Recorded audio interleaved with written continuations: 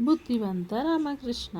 ಒಂದು ಸಲ ವಿದ್ಯಾಸಾಗರನೆಂಬ ಮಹಾನ್ ಪಂಡಿತ ಕೃಷ್ಣದೇವರಾಯನ ಆಸ್ಥಾನಕ್ಕೆ ಬಂದನು. ಅವನ ಖ್ಯಾತಿ ಎಲ್ಲ ಕಡೆ ಹಬ್ಬಿತು. ಸಂಸ್ಕೃತದಲ್ಲಿ ಅವನು ಮಹಾಮೇಧಾವಿಯಾಗಿದ್ದನು. ವಿದ್ಯಾಭಿಮಾನಿಯಾದ ಕೃಷ್ಣದೇವರಾಯ ಅವನನ್ನು ಸ್ವಾಗತಿಸಿ ಸತ್ಕರಿಸಿದನು. ಮಹಾಪ್ರಭು, ನಾನು ನಿಮ್ಮ ಆಸ್ಥಾನದ ಪಂಡಿತರೊಡನೆ ವಾದ ಮಾಡಲು ಬಂದಿದ್ದೇನೆ ಎಂದನು ವಿದ್ಯಾಸಾಗರ.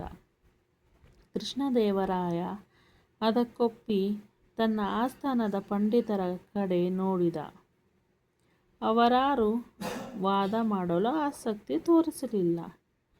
ಎಲ್ಲರೂ ಮೌನವಾಗಿರುವುದನ್ನು ಕಂಡ ವಿದ್ಯಾಸಾಗರ, ಇಂಥ ದೊಡ್ಡ ರಾಜನ ಆಸ್ಥಾನದಲ್ಲಿ ನನ್ನನ್ನು ಸೋಲಿಸುವ ಒಬ್ಬ ಪಂಡಿತರು ಇಲ್ಲವೆನ್ನುವುದು ಬೇಸರದ ಸಂಗತಿ. ಈ ವಿಷಯ ಮೊದಲೇ ತಿಳಿದಿದ್ದರೆ ನಾನು ಇಲ್ಲಿಗೆ ಬರುತ್ತಲೇ ಇರಲಿಲ್ಲ ಎಂದನು. ಆಗ ತೆನಾಲಿ ರಾಮಕೃಷ್ಣ ಎದ್ದು ನಿಂತು, ಇಷ್ಟು ಬೇಗನೆ ನೀವು ಈ ತೀರ್ಮಾನಕ್ಕೆ ಬರಬೇಡಿ ಎಂದನು. ವಿದ್ಯಾಸಾಗರ ಅವನತ್ತ ನೋಡಿ, ನೀವು ಯಾರು ಎಂದು ಕೇಳಿದನು. ನಾನು ಒಂದೆರಡು ಗ್ರಂಥಗಳನ್ನು ಬರೆದಿದ್ದೇನೆ. ನನ್ನನ್ನು ತೆನಾಲಿ ರಾಮಕೃಷ್ಣ ಎನ್ನುತ್ತಾರೆ ಎಂದನು. ವಿದ್ಯಾಸಾಗರನ ಮುಖ ಅರಳಿತು. ಹೌದೇನು? ನಾನು ನಿಮ್ಮ ಬುದ್ಧಿವಂತಿಕೆ ಬಗ್ಗೆ ಕೇಳಿದ್ದೇನೆ.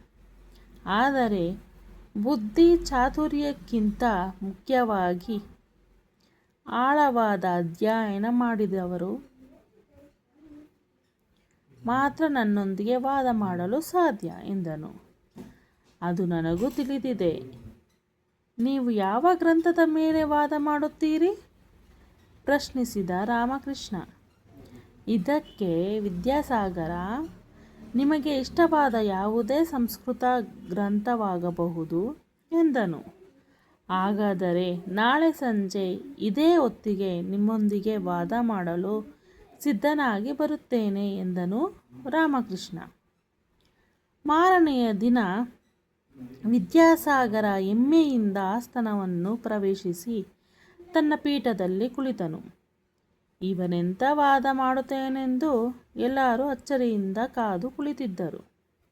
ರಾಮಕೃಷ್ಣ ಸ್ವಲ್ಪ ಹೊತ್ತಿನ ಆನಂತರ ಬಟ್ಟೆಯಲ್ಲಿ ಸುತ್ತಿದ ಕಟ್ಟನ್ನು ಸೇವಕನ ಹತ್ತಿರ ಇಡಿಸಿಕೊಂಡು ಸಭೆಗೆ ಬಂದನು. ಆ ಕಟ್ಟಿನಲ್ಲಿ ಏನಿದೆ ಎಂದು ಯಾರಿಗೂ ಊಹೆ ಮಾಡಲಾಗಲಿಲ್ಲ. ರಾಮಕೃಷ್ಣ ತನ್ನ ಪೀಠದಲ್ಲಿ ಕುಳಿತು ವಿದ್ಯಾಸಾಗರನಿಗೆ ಹೇಳಿದನು, ನಾನು ಸಿದ್ಧನಾಗಿದ್ದೇನೆ ಸ್ವಾಮಿ, ನಾನು ಸಿದ್ಧ, ಪ್ರಾರಂಭಿಸೋಣ ಎಂದನು ವಿದ್ಯಾಸಾಗರ. ವಾದಕ್ಕೆ ಯಾವುದೇ ಗ್ರಂಥವನ್ನು ನಾನು ಆರಿಸಿಕೊಳ್ಳಬಹುದೆಂದು ತಾವು ಹೇಳಿದ್ದೀರಿ ಎಂದನು ರಾಮಕೃಷ್ಣ. ಇದಕ್ಕೆ ವಿದ್ಯಾಸಾಗರ, ಹೌದು, ಯಾವುದನ್ನು ಬೇಕಾದರೂ ಆರಿಸಿಕೊಳ್ಳಿ ಎಂದನು. ರಾಮಕೃಷ್ಣ ತನ್ನ ಎದುರಿಗಿದ್ದ ಕಟ್ಟನ್ನು ತೋರಿಸಿ, ನಾನು ಈಗ ಈ ತಿಲಕಷ್ಟಮ ಮಹಿಷಬಂಧನದ ಮೇಲೆ ವಾದ ಮಾಡುತ್ತೇನೆ. ಆರಂಭಿಸಲೇ ಎಂದನು. ತಿಲಕಷ್ಟ ಮಹಿಷಬಂಧನ. ವಿದ್ಯಾಸಾಗರ ಕಣ್ಣರಳಿಸಿ ಅದು ಎಂದು ತೊದಲಿದನು. ಯಾಕೆ, ನಿಮಗೆ ತಿಲಕಷ್ಟ ಮಹಿಷಬಂಧನ ತಿಳಿದಿಲ್ಲವೇ? ಇದು ನಮ್ಮೂರಿನಲ್ಲಿ ದನ ಕಾಯುವ ಹುಡುಗರಿಗೂ ಗೊತ್ತು ಎಂದು ಹೆಮ್ಮೆಯಿಂದ ಹೇಳಿದನು ರಾಮಕೃಷ್ಣ. ವಿದ್ಯಾಸಾಗರ ತಲೆ ಕೆರೆದುಕೊಂಡನು. ಮುಖ ಮಂಕಾಯಿತು. ಎಷ್ಟು ಯೋಚಿಸಿದರೂ ತಿಲಕಷ್ಟ ಮಹಿಷಬಂಧನ ಗ್ರಂಥ ಅವನ ನೆನಪಿಗೆ ಬರಲಿಲ್ಲ. ಇದೊಂದು ಹೇಗೆ ನನ್ನ ಕಣ್ಣು ತಪ್ಪಿಸಿಕೊಂಡಿತು ಎಂದು ಅವನು ಪೇಚಾಡಿಕೊಂಡನು. ಮಹಾಪ್ರಭು, ಯಾಕೋ ನನ್ನ ದೇಹಾರೋಗ್ಯ ಸರಿಯಿಲ್ಲ. ವಾದವನ್ನು ನಾಳೆ ಆರಂಭಿಸಲು ಅಪ್ಪಣೆ ಕೊಡಿ ಎಂದು ವಿದ್ಯಾಸಾಗರನು ಮಹಾರಾಜನನ್ನು ಬೇಡಿಕೊಂಡನು. ಆಗಬಹುದು ರಾಜನ ಅಪ್ಪನೆ ಕೊಟ್ಟನು. ತಕ್ಷಣ ವಿದ್ಯಾಸಾಗರ ಜಾಗ ಖಾಲಿ ಮಾಡಿದನು. ರಾಮಕೃಷ್ಣನು ಏನೂ ಮಾತಾಡದೆ ಮನೆಗೆ ಹೋದನು. ಮರುದಿನ ಅದೇ ಸಮಯಕ್ಕೆ ಅದೇ ಕಟ್ಟನ್ನು ತೆಗೆದುಕೊಂಡು ರಾಮಕೃಷ್ಣ ಗಂಭೀರವಾಗಿ ಸಭೆಗೆ ಬಂದನು. ಆದರೆ ಬಹಳ ಹೊತ್ತಾದರೂ ವಿದ್ಯಾಸಾಗರ ಬರಲೇ ಇಲ್ಲ. ಅವನನ್ನು ಕರೆತರಲು ಆಳುಗಳು ಹೋದರು.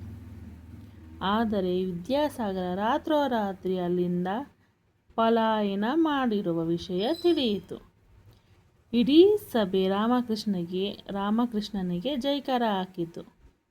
ನಿನ್ನಿಂದ ನನ್ನ ಆಸ್ಥಾನದ ಮರ್ಯಾದೆ ಉಳಿಯಿತು. ನಾನು ತಿಲಕಷ್ಟ ಮಹಿಷ ಬಂಧನ ಎಂಬ ಗ್ರಂಥವನ್ನು ಕೇಳಿಯೇ ಇಲ್ಲ.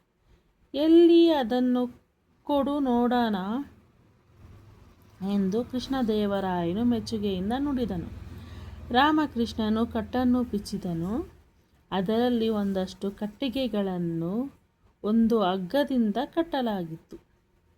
ರಾಜ ಆಶ್ಚರ್ಯದಿಂದ ಇದೇನಿದು ಎಂದನು. ಆಗ ರಾಮಕೃಷ್ಣನು, ಇದು ಎಳ್ಳಿನ ಕಡ್ಡಿಗಳು, ಅಂದರೆ ತಿಲಕಷ್ಟ. ಇದು ಎಮ್ಮೆ ಕಟ್ಟುವ ಹಗ್ಗ, ಅಂದರೆ ಮಹಿಷಬಂಧನ. ಅದೇ ತಿಲಕಷ್ಟ ಮಹಿಷಬಂಧನ. ಇದ್ಯಾವುದೋ ಮಹಾಗ್ರಂಥವಿರಬೇಕೆಂದು ಹೆದರಿ ಪಾಪ ವಿದ್ಯಾಸಾಗರ ಓಡಿ ಹೋದನು ಎಂದನು. ಎಲ್ಲರ ನಗು ಬಹಳ ಹೊತ್ತು ಸಭಾಸ್ಥಾನವನ್ನು ತುಂಬಿತು. ರಾಮಕೃಷ್ಣನ ಬುದ್ಧಿವಂತಿಕೆಯನ್ನು ಮೆಚ್ಚಿದ ಕೃಷ್ಣದೇವರಾಯ ಅವನನ್ನು ಸನ್ಮಾನಿಸಿದನು. ವಿದ್ಯೆ ವಿನಯವನ್ನು ಕಲಿಸುತ್ತದೆ, ಬುದ್ಧಿ ವಿವೇಕವನ್ನು ಕಲಿಸುತ್ತದೆ.